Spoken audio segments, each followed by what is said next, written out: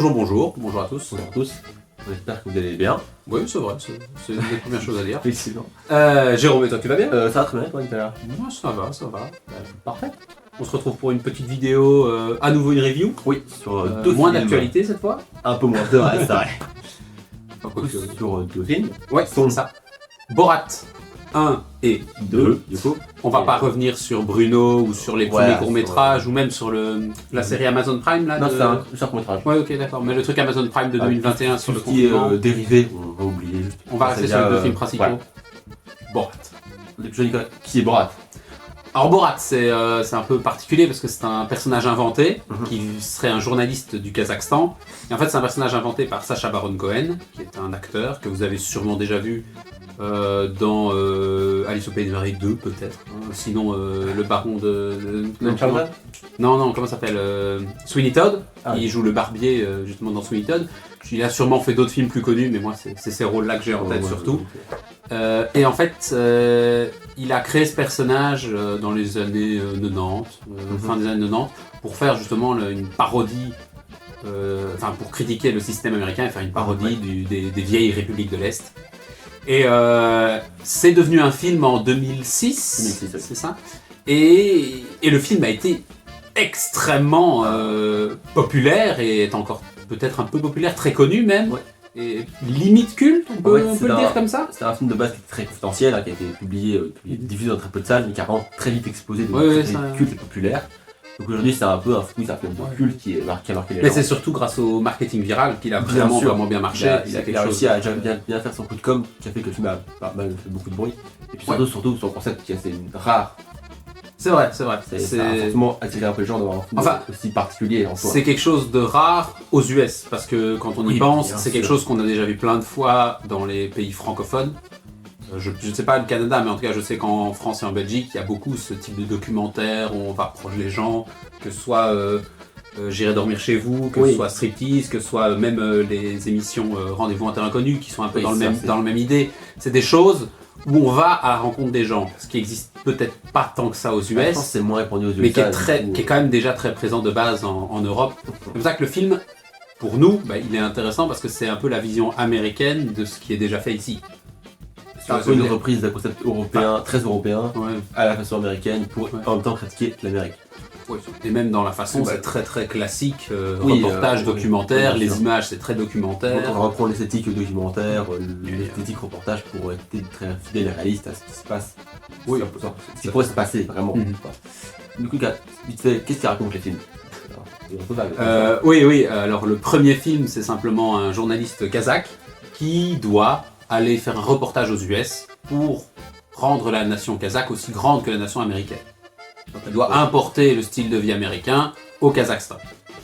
Et dans le 2, après les événements du premier et quelques soucis, Borat est en prison et quand il en est sorti pour rendre la grandeur du Kazakhstan en Amérique, donc il doit aller offrir un cadeau au vice-président, je crois, vice-président américain, Mike Pence. Voilà. Et donc l'idée est d'aller lui offrir un singe. Voilà. Ça permet plein de rencontres de personnages, une errance et des va-et-vient de Borat de personne à une autre, de situation à une autre, pour rencontrer un peu l'Amérique et les gens qui peuplent l'Amérique. Oui, c'est ça. En soi, l'histoire n'est pas super utile, c'est vraiment surtout un prétexte, une excuse, un prétexte pour pouvoir amener Borat de personnage en personnage et faire du coup des rencontres qui vont à chaque fois changer par rapport par exemple Borat et les personnages qu'on va rencontrer, avec leur tradition, leur culture. Et l'idée, ça va juste être de montrer un maximum de personnages différents, de critiquer les différents aspects de ces personnages à travers cette errance. Après, dans le 2, l'histoire est quand même plus prédominante. Ça c'est avoir une histoire un film plus émotionnel, plus construit. Voilà, donc ça. Voilà. C'est ça en fait, c'est des films à sketch en réalité, puisqu'on s'intéresse surtout aux séquences qui sont des pranks dans les films Borat, et la structure autour est très légère. Et comme Jean me le disait, dans le 2, on a vraiment une histoire qui se développe justement parce que, avec le succès du premier, Borat n'est plus autant en capacité de faire des pranks de lui-même. Il est même reconnu dans la rue, c'est le tout début du 2, on le voit se balader aux USA et les gens le reconnaissent tout de suite. les gens reconnaissent Oui, cette c'est ça. moustache et cette coupe de cheveux, ce costume. Tout de suite, c'est Borat, tout le monde le reconnaît. C'est marquant niveau Voilà. style qu'il a. Et du coup, oui, en fait, c'est que le 1 est très basé sur le côté. On prend Borat comme un personnage fictif et on le met une personne réelle dans des interviews ou juste des dîners. Et on va voir comment ça va se dérouler. Là où dans le 2, ça va être souvent un peu plus scénarisé pour avoir des scènes un peu plus. Pas plausibles, quoi. C'est surtout ça. Ben, c'est surtout pour permettre les scènes que le film veut montrer. Oui, c'est ça, parce que sinon, Après, on va pas se cacher, le premier aussi, il y a des scènes qui ont été préparées. bien sûr, La scène chez l'antiquaire. Forcément, pour peut-être casser 15 000 œuvres d'art, Il est tout payé derrière. ça a été scénarisé réellement. Mais en vrai, dans le 1, il n'y a que 4 vrais acteurs. Il y a Borat, son manager, la prostituée que Borat va rencontrer dans le film, et Pamela Anderson. Le reste, c'est tous des vraies personnes qui ont du coup été là un peu à leur insu, avant de Mais on leur a fait signer un papier. Oui, je informé plus tard, mais voilà, l'idée c'est pour ça qu'il y a dans le même. Je crois pas qu'il y en ait tant que ça dans le 1, mais dans le 2, il y a des personnes qui sont floutées. Oui, dans le 2, il y a plusieurs personnes floutées par il y a des gens qui n'ont pas accepté, simplement. C'est civil, c'est un simple qui ne va pas être vu. Et ça c'est très américain, parce que jamais vous verrez quelqu'un de flouté dans les émissions type striptease ou J'irai dormir chez vous. Même les gens qui n'acceptent pas, ils sont quand même montrés. Oui, c'est vrai. Mais du coup, voilà, juste pour dire que du coup, ça fait qu'on a beaucoup de réactions qui sont très naturelles. Je pense que ça, le principe, c'est vraiment une immersion en fait, dans un monde un peu différent, assez particulier. Mais du coup, là, ce qui est intéressant, c'est vraiment les réactions, ce qu'on fait à le personnage avec ce personnage. Après, ce qui est quand même impressionnant dans le film, avant d'arriver sur les propos critiques du film en lui-même, il y a la performance de Baron Cohen qui est impressionnante parce qu'il garde son personnage, il reste dans ce personnage qui est caricatural et qui est même insultant pour beaucoup de gens parce que c'est une vraie merde, c'est un personnage qui est vulgaire, grotesque, c'est un personnage qui est vraiment pas sympathique du tout, et au final ce personnage là dans le 2 il est un peu plus sympathique justement grâce à l'intégration de sa fille. L'histoire fait que ça le rend plus sympathique. Au final le personnage est détestable et Baron Cohen le tient du début à la fin et permet de le rendre quand même presque crédible en fait. Il arrive à le maintenir et surtout à improviser avec, aller toujours plus loin dans le personnage. Et en plus ça reste très probable par rapport c'est ça, c'est assez impressionnant de la part de Baron Cohen d'avoir réussi à faire ça. Non, la performance est très impressionnante. C'est ça qui est vraiment fascinant à voir. C'est la performance de l'acteur qui est complètement dans un personnage et qui n'en sort pas du tout. Et les gens autour qui sont scandalisés, qui sont choqués, qui se disent c'est pas possible. Oui, et où est-ce que je suis l'autre point fort du film, c'est ses critiques par rapport aux sociétés américaines. Dans le 1, ça va vraiment être une critique assez généralisée sur plein de castes américaines. Ça va être les cathos, ça va être les bourgeois, ça va être les beaufs, les colliers, les incels, ça. Toutes ces catégories américaines qui vont être critiquées de manière assez radicale. Même si bon, quand on a un Borat qui est sexiste, antisémite, homophobe, xénophobe, tout ça, ça rend la critique un peu plus compliquée à admettre. C'est forcer les gens à être dans un camp, quoi. Tu forces les gens à être dans un camp. Et forcément, quand tu les provoques, tu peux te reprendre une droite. C'est comme ça que ça marche. Comme le film est tourné de manière naturelle en soi, de manière en canular, ça fait que certaines personnes ont vraiment un peu surréagi en s'énervant, on appelle la police, même des fois en voulant taper les acteurs. Mention spéciale dans le 2, il y a un meeting de Trump avec donc des gens armés et tout. Et Baron Cohen en faisant le con s'est retrouvé pourchassé et a dû fuir le meeting. Donc, c'est assez risqué quand on se prend à des gens comme ça qui peuvent vite s'énerver. Avec un personnage qui est aussi énervant, il est un peu énervant quand même, Borat de base. Il est fait pour. Il est fait pour. Mais du coup dans le 2, on a une critique qui est quand même un peu plus construite. Dans le 1, elle est plus disparate. Dans le 1, elle est plus générale comme tu disais. On se prend à... On tape sur l'Amérique entière. On essaie de voir comment un étranger verrait l'Amérique et les coutumes de l'Amérique. Comment tout se passerait. Et ça va du prof de conduite aux bourgeois, au même il y a les étudiants dont tu parlais, il y a plein de choses comme ça, et en fait ça permet d'avoir un spectre très large. Et donc ça c'est ça qui est intéressant. Là où tu disais dans le 2, on est plus restreint, on va plus vers des gens de pouvoir, par au début on se retrouve dans une imprimerie, mais là il n'y a pas vraiment de critique de la personne, le mec fait son taf. Oui, l'idée c'est en plus de prendre une cible plus précise, qui qui cible beaucoup les puissants américains, on va les cibler plus précisément eux, quoi. Ouais, Après, il y a que ce soit un message plus général sur la femme en Amérique. Ouais.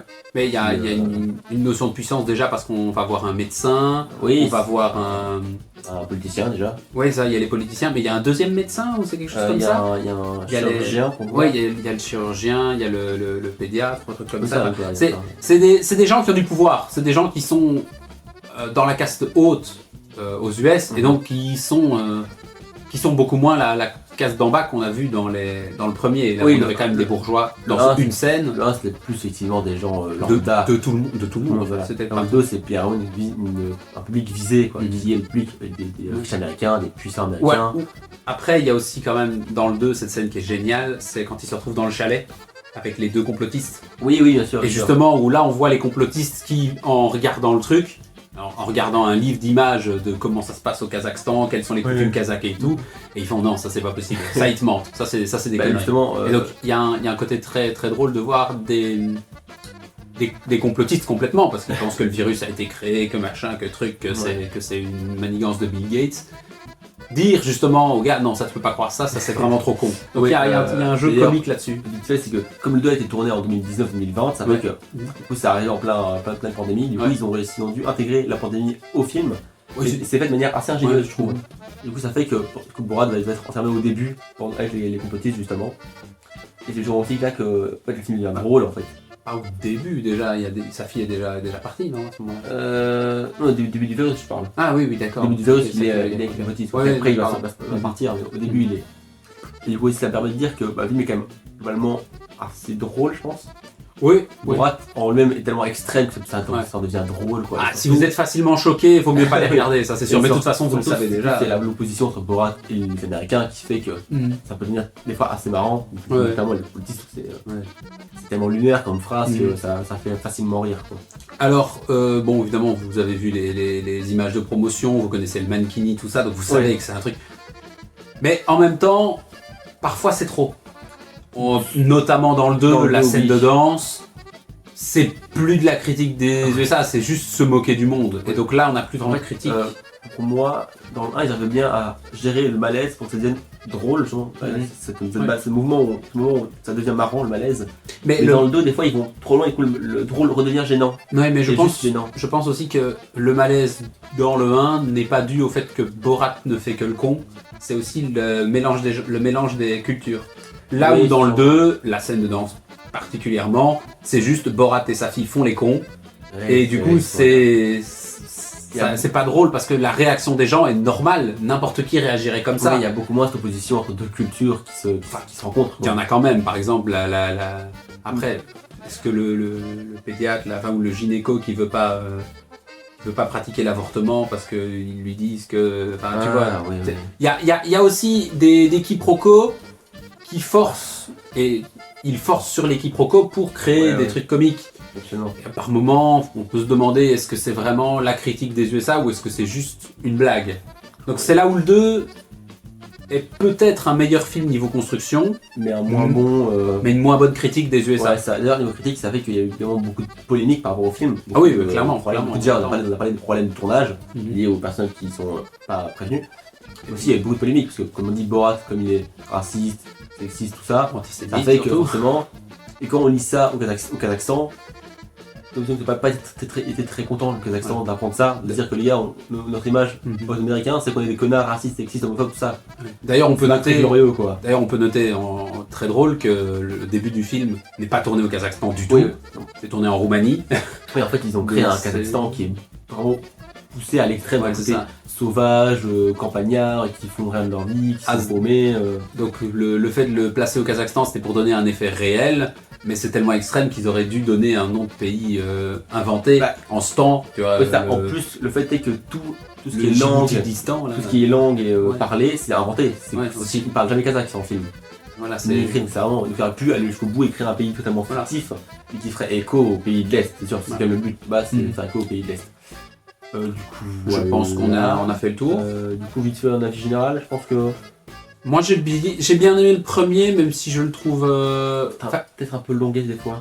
Non, justement, le premier, je dirais pas qu'il est long. Je dirais que le premier, il est un peu simpliste, en fait. Et c'est normal, c'est l'ambition du film, c'est être un truc très naturaliste, très documentaire en fait. Oui, ça Et moi je trouve que le 2 est vraiment trop long pour pas grand chose et qu'au final on perd la dimension critique pour une comédie et c'est pas tant que ça intéressant. J'aime bien la relation entre Borat et sa fille qui se crée, ça elle est très sympa, mais au-delà de ça, c'est pas pas une merveille quoi. Moi je trouve quand même le 1 est pas non plus terrible. Genre il est bien, hein, mais sans gros plus quoi. Le film est marrant des fois, mais il est pas trop long non plus, ça va, ça se laisse regarder, mais en même temps, pas non plus mirobolant. Par exemple, la scène où les deux Kazakhs se battent à poil, elle est un peu longue quoi. Ouais, c'est ça. À un moment, c'est un peu trop. Quoi. Alors par contre, si vous aimez les documentaires et ce genre de choses, je vais prêcher pour ma paroisse. Je vous conseille les films réalisés par les réalisateurs de Striptease, une émission de RTBF. Donc Ni juge ni soumise et Poulet frites, qui sont des films absolument merveilleux, qui sont drôles, qui sont touchants et qui en même temps sont purement dans la réalité. Et justement, c'est à la fois cette réalité brutale, parce que c'est à la fois une juge, donc le pénal, donc les meurtres, les agressions, tout ça, et dans l'autre, c'est des policiers qui enquêtent sur un meurtre aussi. Donc c'est des choses très dures, très réelles, mais il y a leur détachement professionnel qui fait que ça rend les choses comiques. Ouais. Donc c'est vraiment des films. Si vous aimez bien ce côté un peu documentaire, si vous aimez bien ce côté décalage comique, je vous les conseille, vous pouvez pas passer un mauvais moment, c'est vraiment très très bien fait. Non, mais tu sais, j'ai pas fini de parler. Oh pardon, excuse-moi. C'est pas grave. Je dirais juste que le 2 est un peu trop long, des fois un peu trop longuet, prend un peu trop de temps. Surtout la danse, par exemple, on dirait souvent, mais c'est vraiment un bel exemple. Et puis souvent, c'est que comme il y a un scénario qui est plus important, ça rend le mélange moins homogène, ouais, je vois ce que tu dis. Moins agréable. En fait, on sait plus trop si on regarde un prank, si on regarde juste un film comme ça, de comédie complètement un peu absurde. Donc je pense que le 2 est moins bon en termes de film Borat, peut-être meilleur en termes de film pur. Ouais, je serais de cet avis aussi. Je pense que ça. Et voilà, du coup, je pense qu'on a fait le tour. Merci à vous d'avoir regardé et puis on espère que ça vous a plu quand même. Allez, à la prochaine. Ciao, ciao. It's nice.